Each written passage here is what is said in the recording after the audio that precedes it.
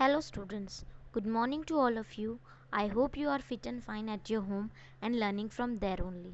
So, we are again back with another video of class 9th, chapter number 6, tissues.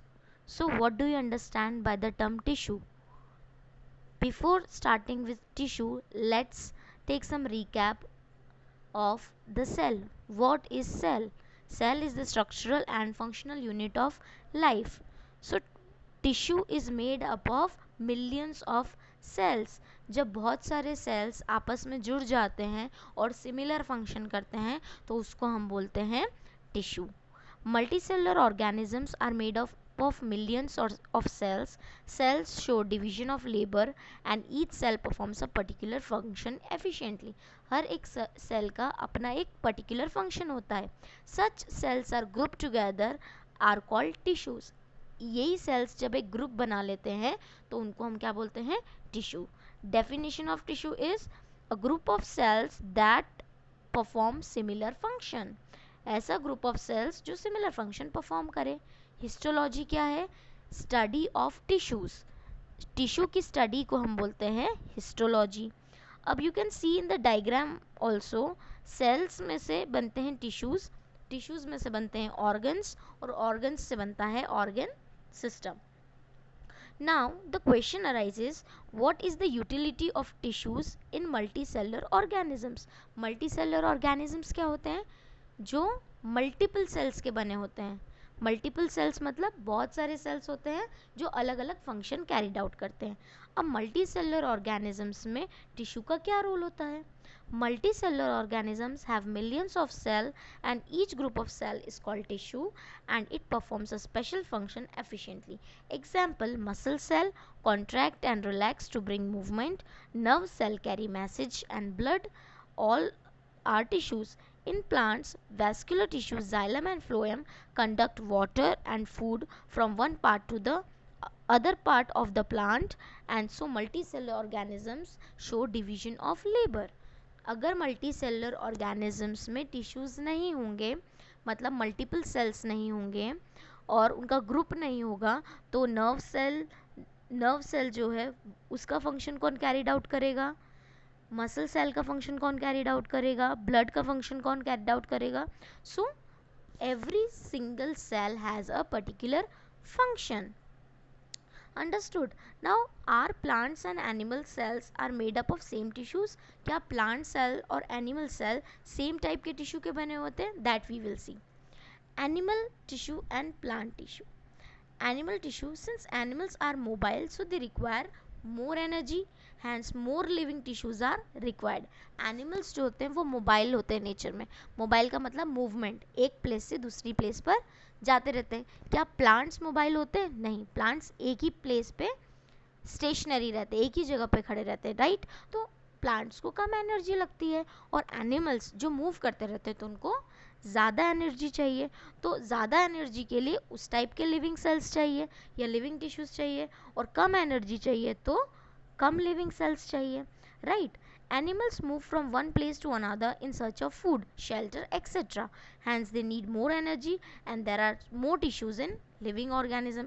अभी अब आपको बताया कि एनिमल्स जो हैं एक प्लेस से दूसरी प्लेस जाते हैं. क्यों? In search of food and shelter. Food या शेल्टर की नीड में वो एक प्लेस से दूसरी प्लेस पे जाते हैं, तो उनको एनर्जी चाहिए, उस हिसाब से उनके पास टिश्यूज़ होते हैं. Cell growth is uniformly distributed in animal tissue and growth is limited to certain regions in plant tissue. ठीक है. जो सेल ग्रोथ होती है एनिमल टिश्यू में वो यूनिफॉर्मली डिस्ट्रीब्यूटेड होती है कि इस सेल की ग्रोथ इतनी होगी, इस सेल की ग्रोथ इतनी होगी, मसल सेल की ग्रोथ इतनी होगी. लेकिन प्लांट टिश्यू में ऐसा नहीं है. प्लांट टिश्यू में क्या है? लिमिटेड है सर्टेन रीजन की ग्रोथ. Structural organisation of organs and organ system is more specified and complex. Animal जो है उनका स्ट्रक्चरल ऑर्गेनाइजेशन मतलब किस तरह से उनका ऑर्गेनाइजेशन, किस तरह से फॉर्मेशन है, वो थोड़ा कॉम्प्लेक्स होता है, डिफ़िकल्ट होता है as comparative to plant cell. Due to difference in structure and function of plant and animals, they are made up of different types of tissues. जब plant और animal के functions अलग हैं, उनके structures अलग हैं, तो उनके tissues भी अलग अलग होंगे, सेम नहीं होंगे. The next thing is we are going to study about the plant tissue. दो टाइप के टिश्यू हम पढ़ेंगे, plant tissue and animal tissue. Plant tissue two types के होते हैं, meristematic and permanent. Meristematic cells are capable of cell division. Cell division क्या होता है? एक सेल में से दूसरे सेल का फॉर्मेशन. ठीक है, एक से दो सेल्स बनेंगे, दो से चार सेल्स बनेंगे, चार से आठ सेल्स बनेंगे, 16 सेल्स बनेंगे, 16 से 32 सेल्स बनेंगे. तो ये क्या है? ये सेल डिवीजन है. तो ये कौन करता है? मेरिस्टेमेटिक टिश्यूज करते हैं. और permanent tissues, mature cells are incapable of cell division. Permanent tissues जो होते हैं वो मैच्योर होते हैं, मैच्योर सेल्स होते हैं, तो उनमें सेल डिवीजन नहीं होता है. परमानेंट टिश्यूज भी टू टाइप्स के होते हैं, सिंपल एंड कॉम्प्लेक्स.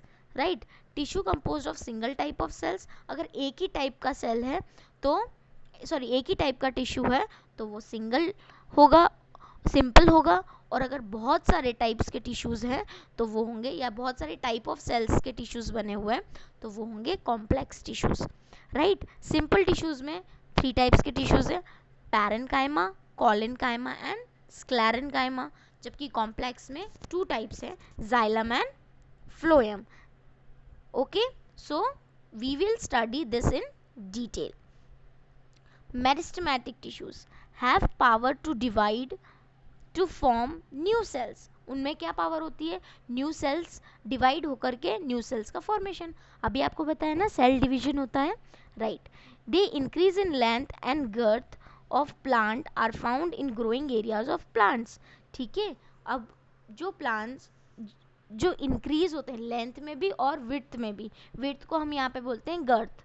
राइट, तो विड्थ में, लेंथ में और गर्थ में ग्रोथ होती है. ग्रोइंग एरियाज जो होते हैं वो किसके बने हुए होते हैं? मेरिस्टेमेटिक टिश्यूज के बने हुए होते हैं.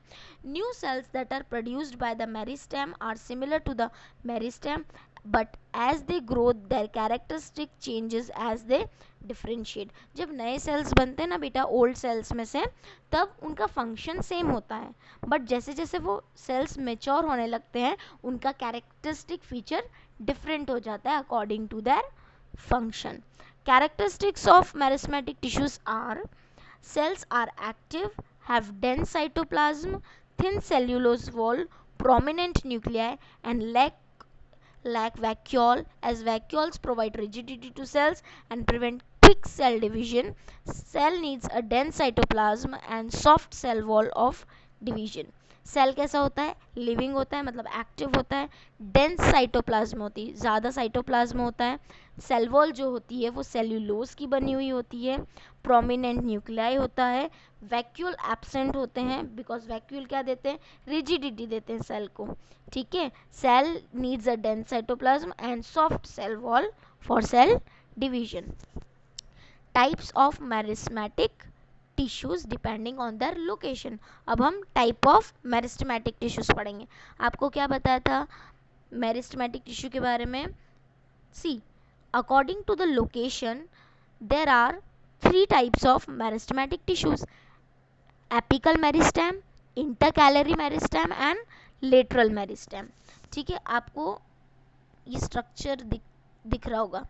ऊपर वाला टिप वाला जो पार्ट है वो है एपिकल मेरिस्टेम, बीच वाला जो पार्ट है, सेंटर पार्ट है, इंटरकैलरी मिडल मेरिस्टेम, और नीचे वाला जो पार्ट है दैट इज लेटरल मेरिस्टेम. अब हम वन बाय वन इसके फंक्शंस देखेंगे. एपिकल मेरिस्टेम जो यहाँ टिप पर प्रेजेंट है, देखो दिख रहा है.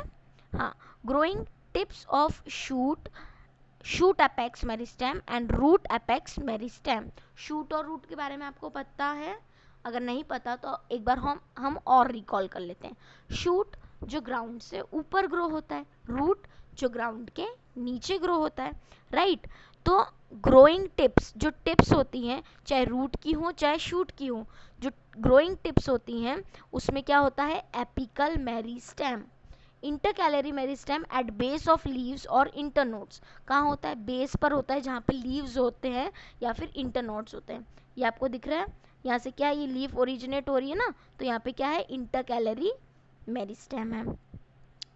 Lateral meristem on side of stem and roots. 2 types, cork cambium and vascular cambium. जो नीचे वाला पार्ट होता है, दिस पार्ट, ठीक है, यहाँ पर आपका लेटरल मेरिस्टेम प्रेजेंट होता है on side of stems and roots. Roots और स्टेम के साइड में साइड वाइज प्रेजेंट होता है लेटरल मेरिस्टेम। फंक्शन देख लेते हैं क्या फंक्शन है।